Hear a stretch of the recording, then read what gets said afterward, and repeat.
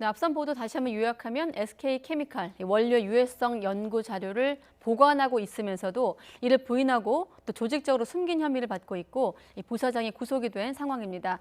또 이 가습기 메이트 판매사 애경산업 전 대표도 재판에 넘겨졌다는 소식이 들어와 있는데 오늘 퀵터뷰에선 이 가습기 살균제 피해자 가운데 한 분이신 이은영 씨와 통화해 보도록 하겠습니다. 네, 안녕하십니까? 예, 안녕하세요. 네, 안녕하십니까는 질문을 드리기도 좀 죄송스럽게 지금 현재도 지금 응급실에 계시다고 들었습니다. 예. 네, 혹시 왜 가셨는지 좀 아드님 때문에 가셨는지 여쭤봐도 될까요? 예, 저희 아이가 오늘 조금 몸이 갑자기 좀 안 좋아서 네. 학교에서 조퇴하고 계속, 음, 안 좋아지다 보니까 또 네. 응급실을 또 찾게 됐고, 이제 바로 또 입원까지 해야 될 것 같은 상황에, 예, 네. 지금 와 있어요. 경황 없으실 텐데 일단 인터뷰 해주셔서 다시 한번 감사드리고 일단 피해자 여러분들의 지금 현실을 좀 전하고 싶어서 인터뷰 네. 요청드렸다는 점 다시 한번 말씀드리겠습니다. 저희 YTN 보도로 SK케미칼 이제 부사장이 구속이 되고 다시 재수사를 통해서 원료를 공급한 업체가 이렇게 유해성을 알고도 조직적으로 좀 숨겼다 이런 보도가 나갔을 때 이제 피해자분들은 어떤 반응이셨습니까? 사실 이제 피해자들은 네. SK케미칼이 은폐와 조작을 했었을 것이다라는 의혹을 예전부터 네. 계속 가질 수밖에 없었거든요. 근데 이렇게 이제 이들이 또 맘 놓고 할 수 있었던 데는 관련된 정부 부처들의 문제가 있었다고 저는 판단하고 있습니다. 네. 이들이 좋아하는 주장대로 과학적으로 안전하다라는 근거도 되지 못하는 데 대해서는 신뢰해주면서 반대로 피해자들이 우리가 이렇게 피해가 어떻게 발생했다. 네. 이것이 여러 자료를 통해서 화학물질 노출로 인한 다양한 피해들을 보고서나 또 저희들도 전문가들 통해서도 확인이 되기 때문에 이 가습기 살균제로 인한 피해다라고 하는 주장은 묵살을 해왔거든요. 근데 네. 이렇게 SK케미칼의 근거도 되지 못하는 이 말도 안 되는 그들만의 주장일 뿐인 이 내용에 대해서 네. 묵인해주면서 오랜 시간이 아무래도 이제 끌고 온 상황이 음, 있고 또 사실대로 SK케미칼은 이제 과거 보고서 조작과 은폐를 했던 옥 씨와 마찬가지로 네. 문제가 되는 것을 이미 사전에 인지하고 음, 조직적으로 은폐했다는 것이 지금 사실로 드러났다라고 저는 보고 있어서 더 네. 분노하고 화가 날 수밖에 없다고 말씀을 드리고 싶습니다. 네, 지금 이은영 씨께서 피해자들의 어떤 이런 은폐나 이런 의혹에 대해서 당시에 문제 제기를 했지만 묵살을 당했다고 하셨는데 좀 더 구체적으로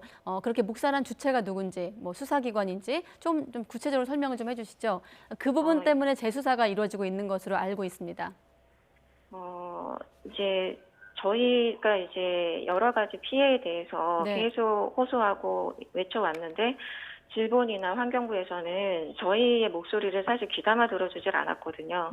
피해자 스스로가 피해 사실을 입증을 하고 알리고 뭔가 이거를 확인을 하는 과정을 스스로가 해야만 하는 어떤 상황으로 내몰았거든요. 네, 예, 그렇게 되면서 저희들이 이제 거의, 저 같은 경우도 거의 10년 가까운 이 시간 동안 이거를 입증을 하면서 증거를 만들고 그거를 또 전달을 하고 개선을 하기 위한 목소리를 계속 내왔고요. 이게 어떻게 보면은 지금 약간의 그 결실을 맺고 있는 과정에 와 있다고는 생각을 하는데 네. 아직 불안한 마음은 이게 이제 여러 가지 문제들이 또 걸림돌로 남아있는 건 아닌가 하는 좀 불안감은 가질 수밖에 없는 것 같아요. 네, 그간에 이제 SK케미칼 이제 입장은 원료만 공급했지 이렇게 살균제에 원료로 쓰일 줄 몰랐다는 취지로 대응을 해왔거든요. 그런 얘기 네. 들으실 때마다 좀 답답하셨겠어요. 어, 저는 당연히 그게 말도 안 되는 소리라고 생각을 음, 하고 있고, 네, 아는 부분들, 요소가 그 시기, 그 연도마다 분명히 있다라고 저는 판단을 하고 있거든요. 근데 그거를, 조사 기관이나 정부 부처에서 귀 기울여 들어주고 조사를 적극적으로 해줬어야만 하는데, 네, 그런 역할을 사실 해주지 않다 보니까 피해자들은 굉장히, 계속 어려움에 처할 수밖에 없는 그런 상황이 반복이 될 수밖에 없었던 것 같아요. 네, 지금 얘기 들어보면 피해의 어떤 사실관계에 대해서 피해자 스스로 좀 입증을 해야 되는 그런 부분들이 좀 힘드셨다 이런 말씀하셨는데, 자 피해가 네, 여러 증상으로 나타나고 있다고 알고 있습니다. 정부가 네네. 인정하는 그 피해 등급은 왜 중요하고 왜 그게 제한적인 건지 좀 설명을 좀 해주시죠. 저희가 처음에 이제 피해자들한테 1, 2, 3, 4라는 소위 그 단계가 2014년 3월에 그 발표를 해줬거든요. 네. 근데 그 부분에 대해서 지금 이제 문제가 되는 거는 그 단계에 대한 설명을 저희가 제대로 듣지도 못한 상태에서 계속 문제가 되는 것들을 네. 좀 수용해주지 않은 그런 오랜 시간이 이제 이어져 왔거든요. 네. 그렇게 되고 또 저희 피해자들이 이 단계가 그러니까 아까 말씀하신 대로 전신의 피해가 있기 때문에 그 전신의 피해에 대한 어떤 인정이나 기준들을 좀 빨리 서둘러서 마련을 해야 되는데 아직까지도 거기에 대한 속도가 너무나 느리고요. 그리고 최근에 어제 같은 경우도 특조위에서 그 심층 그 분석을 해가지고 발표를 해준 게 있어요, 자료가. 네.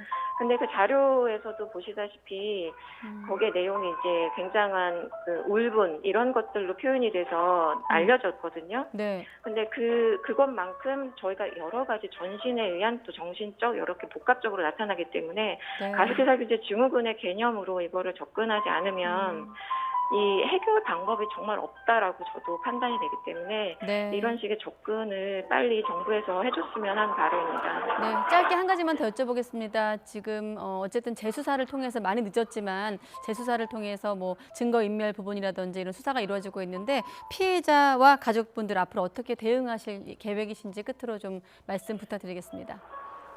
저희가 지금 과거에 이제 16년도에 단체가 소송도 지금 시작을 했는데 네. 속도가 거의 나질 않고 있었거든요. 왜냐하면 진행된 내용이 없었기 때문에 네. 멈춰 있다고 해도 과언이 아닐 정도로 그런 상태에서 소송도 방치가 되어 있는 상황이었어요. 근데 이번 검찰에서 수사를 해서 정말 제대로 정말 엄격한 어떤 그 내용을 가지고 이들에게 네. 적용을 해서 그런 결과를 내준다면 저희가 그래도 소송이나 이런 쪽에서 유리한 입장을 또 가질 수도 있고 네. 도움을 좀 받을 수 있다라는 기대를 할 수가 있으니까 좀 검찰에서 그래서 최선을 다해서 정말 저희가 의혹을 더 이상 갖지 않을 수 있도록 좀 더 힘써 주셨으면 하는 바람과 부탁이 같이 네, 좀 해드리고 싶어요. 알겠습니다. 네, 예. 지금 응급실에서 사실 경황이 없는 상황이었는데 저희에게 어떤 좀 현실을 전해주시기 위해서 시간 내주신 점 다시 한번 좀 감사드리고요. 얼른 아들 곁으로 가보시기 바라겠습니다. 예, 감사합니다. 네, 지금까지 가습기 살균제 피해자분 중에 한 분이신 이은영 씨와 통화해봤습니다. 고맙습니다.